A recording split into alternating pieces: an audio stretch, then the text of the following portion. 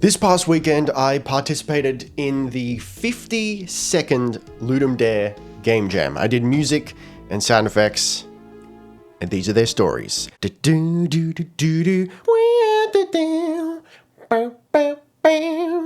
First up, I'd like to give a huge shout out to Posh Dan and C Green, who actually did the development of the game. The game we made is called Dead Earnest, and they've done a fantastic job. It is legitimately, I'm being 100% genuine here, a really fun game to play. It's right up my alley. So look, let's get to it. For those who are unfamiliar, Ludum Dare is a big old game jam. A game jam is when a bunch of peeps get together and make a game in the span of a weekend. Over the span of a few days prior to the game jam commencing, everyone votes on a list of prompts, and then it gets narrowed down to one prompt that we then use as inspiration for our games. So this time the prompt came down to harvesting, which was right up my alley. As those of you who know me best know, I'm a big fan of necromancy, the romancing of necks. We were all fairly unanimous on this. We decided to go with a vaguely necromantic theme. So the premise is you play Ernest, and Ernest is dead. And now you have to battle through 3 different biomes, hacking away at people, zombies, skeletons, minotaurs, stealing their body parts, applying them to you to make yourself stronger, and then also creating minions out of them, which is a really freaking cool idea. It's like the classic itemization, customization of an ARPG like Diablo, but you can use it to create minions. Dude, I wish this was like a fully fledged AAA game, because I would play the shit out of that. It is genuinely very fun to play. I really recommend you go give it a try. Dan and Chris have done amazing work on it. I'll put a link to the game in the description. So I did the music and sound effects. I wasn't anticipating working on the sound effects, but I'm glad that I got the chance to do so, because it was actually a lot of fun. The sound effects allow me to be just like purely creative in, especially due to the spontaneity of it. They were like, yo, can you do some sound effects? And I'm like, oh shit, I'll try. I had to be like, yo, what have I got in the house? What can I use to make sword clangs? How can I make zombie sounds and pig grunts and like arm swings, like a thud sound? Bones clanging together was an interesting one as well. I'm actually probably more pleased with how the sound effects turned out than the music.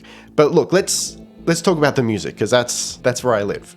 So the thing with a game jam or just any project where you don't have a lot of time is you have to be able to run with your first idea and see it to fruition. There's no time to be like, oh, maybe this, maybe that. I'll try this. That didn't work. Let me try something else. There's just no time to do that. You have to go, near enough is good enough. That's my first idea. I'm going to make it work come hell or high water. The first thing that popped into my head was like a vaguely dungeon synth kind of idea. For those who don't know what dungeon synth is, the best way I can describe it is like Conan the Barbarian with synthesizers in the 8-bit era or thereabouts. It's kind of dark, brooding, repetitive, you're dungeon crawling in a groovy way kind of thing. That's what I was aiming for. So I felt I had to make the music like tonally darker than I normally would. So I was trying to reach outside of my comfort zone a little bit, like not too much. It's still got a lot of my standard tropes musically, but you know, I was doing my best to disguise those tropes, disguise the Ricky Summerisms as best I can, and darken them up, slap a lot of filters on shit. I was playing around with filtered drum beats in particular to try to make things, you know, not quite as happy and upbeat. Ironically, I think, you know, now that I've seen my music, rather heard my music in the finished game, I think I could have made it a little happier, more upbeat, because it's like a cute kind of voxel aesthetic. So I'm not sure if a lot of the music that I created really suits the game, but you know, that's just comes down to the fact that because it was made over the span of a weekend, there was a disconnect where I couldn't really be like, yo, let me peep in on what you guys are working on. Okay, I'll adjust for that. It was just like, we got this idea, this is what we've agreed upon, we gotta go. But look, standalone at the very least, I'm fairly pleased with the music I came up with. One track in particular I think works really, really well with the game. The desert biome track, it's called, what's it called? Necropolis Sands. Yeah. So I made 4 pieces of music that actually went into the game. I made more than that, but only 4 made it into the game. So I had a looping title screen. I had a vaguely looping, kind of fading out, fading back in, main area, starting area theme, which is called Necromancy in the Rain. I've got Summer Limb, which is the sunnier biome theme, which loops, and Necropolis Sands, which also loops, and that's for the desert area. And I think that one works particularly well. I'm particularly pleased with that. So what am I not happy about? I'm not happy that I didn't have enough time to polish, but that just comes with the territory. You know, I can't be too upset about that. Had to expect that that's how it was going to go down. Listening to the tracks in the game, I'm like, man, that needs some mixing. That kick is jumping out a little too heavy for my taste, but I got to chill out, let it be. I've decided to put all 4 tracks up on my Bandcamp for you to freely download and do what you like with. And I've left them as is. I could have gone in and like mixed them some more, done some mastering, made them sound better, but I've decided to leave them as it is, just as like a time capsule. This is what happened, like a historical record, rather than trying to make myself look good, you know? Also, just the fact that I was the music guy, inevitably and unfortunately, like I said, there is that disconnect because I can't stay in a call with the like full dev team the whole time because I'm working with audio. I need some sound isolation. There is that disconnect. So it's kind of like we jump into the call. Hey, what do you need? Cool. I'll jump on it and then I leave. And that, again, that just comes with the territory. There's no real way to avoid that. In the future, I think if I had time, because I was like working with this around my existing work schedule on top of it, but if I had time, it would have been really cool, I think, if I could have also offered to do some art or something, just to feel a little more connected with the development process. That would have been awesome. It's a game jam though. There's limited time, there's limited scope. I'm actually really, really proud of the team for getting out what they got out, because like we talked about, we want 3 distinct areas. There was a little bit of like, oh, we've got to be able to do that. Is that, will we have enough time? But they did. They got it done, and it plays great. It strings together seamlessly, and it's actually a legitimately fun game, man. I played it to completion, and I kind of want to play it again. All right, so music for games in general. I've done a little bit of this before, never in a released project, unfortunately. I've done some music for mods, for a couple games that weren't released. So this is the first time I've worked on a game that's actually been released, so I'm pretty excited about it. What is different about composing for a video game, in my limited experience? If you're just making music for your own sake to release on Spotify or whatever, it's pretty straightforward. You just make whatever you want, man.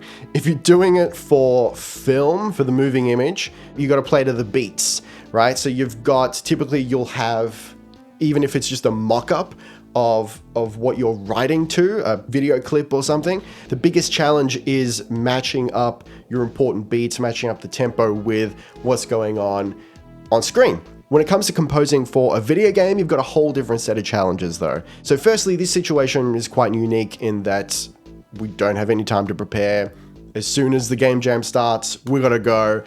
I can't play the game beforehand before I write any music because there is no game to play. That's pretty much the worst situation.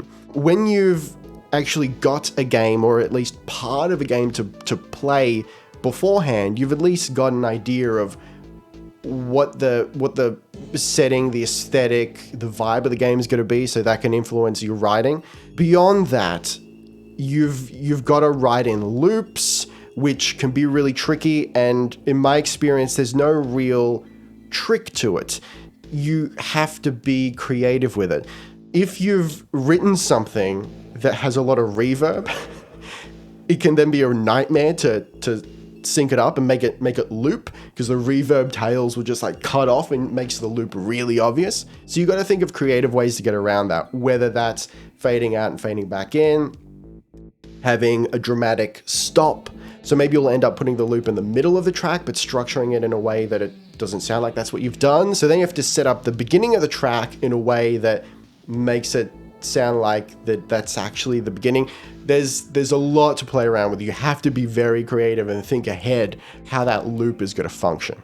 Now, not every piece of music has to loop, but there are potentially time considerations. So if you're composing for a video game, it's always good to ask, firstly, how many scenes need music? How long do those pieces of music have to be? Do they need to loop? What other pieces of music might we need that aren't immediately obvious? For example, like a title screen, which is fairly obvious, but we got to the end of the weekend and I didn't even think that we would need music for like winning and losing. We hadn't talked about it previously and they were like, yo, we need a win track and a lose track, just like a real quick little thing, like 10-15 seconds. I'm like, oh shit, yeah, that's right, I should have anticipated that. So I had to spin that up really quick. But yeah, writing for games is an entirely different beast. It is a lot of fun because of the constraints.